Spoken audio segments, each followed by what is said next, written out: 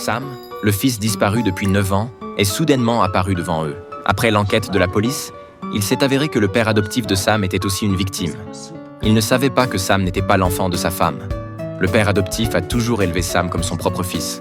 Mais il y a 5 ans, sa femme s'est suicidée à cause de problèmes mentaux. Le père adoptif a alors assumé la responsabilité d'élever Sam seul. La vérité a finalement éclaté au grand jour. La seule chose à faire maintenant était de corriger les erreurs du passé.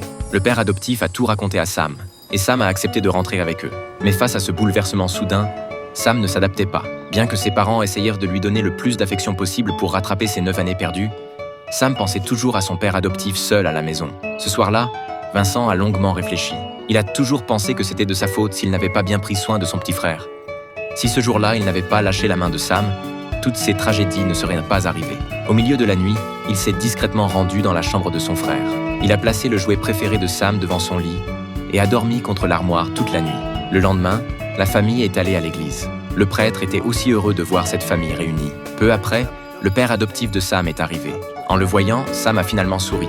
Ce jour-là, le père adoptif de Sam est soudainement venu en visite, ce qui a rendu Amy nerveuse. Il a apporté les bulletins scolaires de Sam de ces dernières années et a informé Amy que Sam n'était pas très bon en maths. En partant, le père adoptif a dit à Amy « C'était ma femme et mon fils, pas une folle et un enfant kidnappé ». Le père adoptif espérait maintenant que Sam puisse grandir en bonne santé et heureux. Ce jour-là, Sam s'entraînait au basket. Vincent voulait faire un match avec Sam, mais en se disputant le ballon, Vincent a accidentellement fait tomber Sam.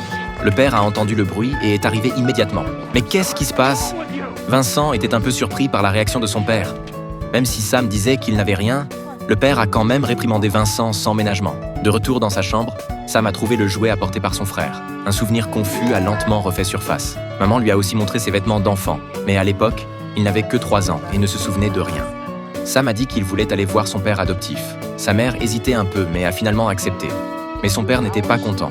Il pensait que Sam était son fils et ne devrait pas rendre visite à quelqu'un d'autre. Sam a essayé pendant 3 mois, mais il n'arrivait toujours pas à dormir paisiblement dans sa nouvelle maison. Il s'échappait souvent au milieu de la nuit. Le père adoptif pensait que le comportement de Sam était mauvais. Alors il l'a ramené lui-même. En voyant Sam si malheureux, le père adoptif avait aussi le cœur brisé. Il espérait qu'Amy et son mari puissent lui donner le sentiment d'être chez lui. Le père adoptif a dit en pleurant que Sam était maintenant l'enfant le plus malheureux du monde. Amy et son mari savaient aussi qu'ils ne pouvaient plus garder Sam enfermé. Après en avoir discuté, ils ont décidé de laisser Sam retourner vivre avec son père adoptif. En ramenant Sam, Bess retenait ses émotions jusqu'à ce que Sam descende de voiture pour embrasser son père adoptif. Bess n'a plus pu se contrôler et a éclaté en sanglots. Le père n'a même pas osé accompagner Sam car il ne pouvait plus supporter de le perdre une fois de plus. Mais avant de prendre cette décision, ils avaient tous